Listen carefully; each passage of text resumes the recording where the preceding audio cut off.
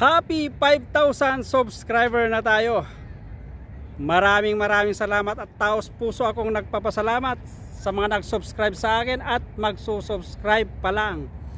Hindi naman tayo kasing galing, kasing sikat ni Ivana Alawi at si Senator Rapi Tulfo na mayroon silang mga milyong followers at subscriber at mga iba pang sikat na vlogger, ay pwede natin gawin silang inspirasyon. Kaya natin to, laban lang. Your time will come. Isang maganda at mapagpalang araw sa iyong lahat. Ngayon ay September 29, 2024 at mag 6:35 na in the evening. Medyo madilim na. So, andito tayo sa seaside, Sukshar, Kuwait, para gumawa ng video dahil happy 5,000 subscriber na tayo. Ronnie Mutilla Vlogs, at taos puso akong nagpapasalamat sa lahat ng nag-subscribe sa akin. Thank you everyone, na kahit hindi naman kagandahan yung mga ibang videos ko at mayroon din nag-subscribe, at yung mga ibang videos ko is sinishare ko lang din dahil ginagawa ko tong videos na to sa aking YouTube channel as pastime lang. Kaso nga lang, nung nagkaroon din ako ng mga subscriber, naisip-isip ko na ano kaya kung seryosohin ko.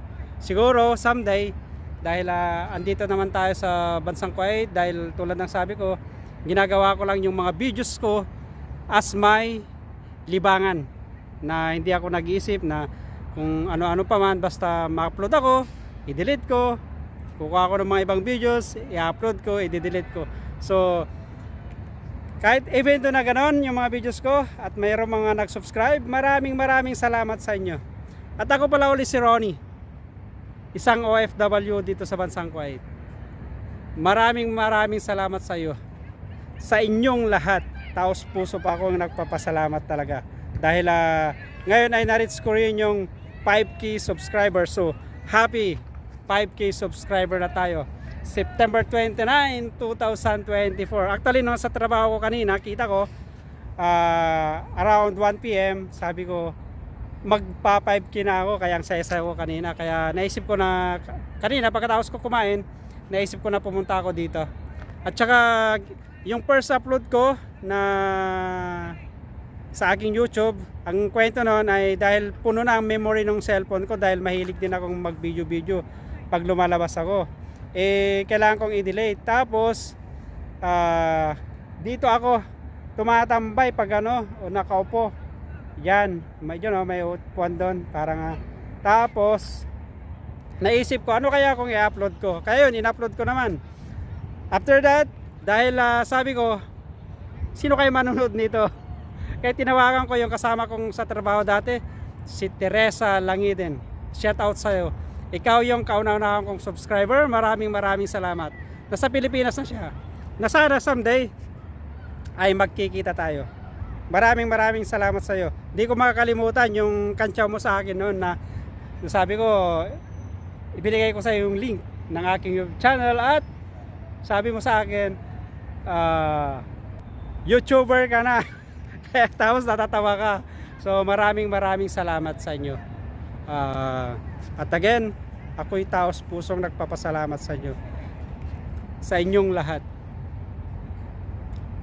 Hindi man tayo kasing galing ni Ivana Alawi na maraming subscriber at si Senator Rapi Tulfo na milyon ng kanilang followers o subscriber at mga iba pang mga sikat na vloggers, ay kaya natin din. Tiyaga lang. Time will come for you. Talagang ganyan ang buhay. So, maraming salamat.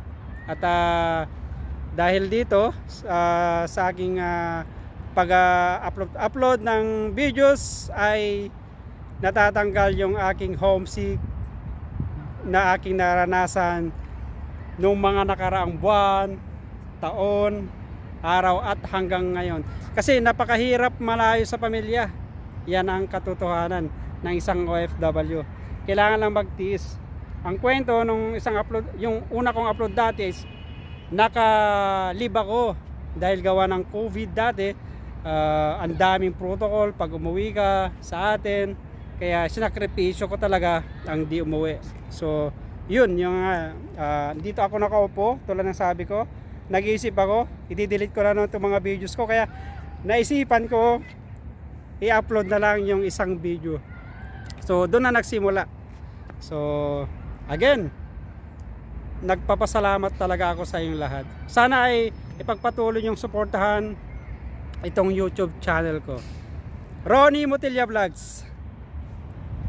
Kung meron kayong mga comment, may suggest, mga na itratry nating gawing content, itratry natin habang andito tayo. Siguro pag umuwi tayo sa Pilipinas, pwede natin ipagpatuloy, which is pipili na tayo kung anong magandang i-content talaga natin. Kasi dito, mahirap dito, hindi ka basta-bastang maglalabas, mag-video dyan, kasi andito tayo sa ibang bansa. So kailangan irespeto natin yung culture nila.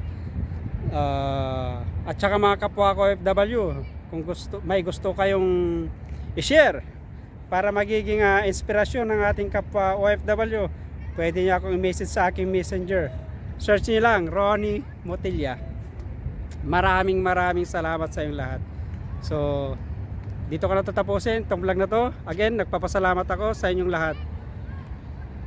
Thank you everyone, and kita-kits sa susunod kong mga videos. Again, pa-like and subscribe naman yung mga videos ko. Thank you, maraming salamat, at ingat kayo mga kapwa ko OFW, mga kababayan ko sa Pilipinas. Have a nice and great day to all of you.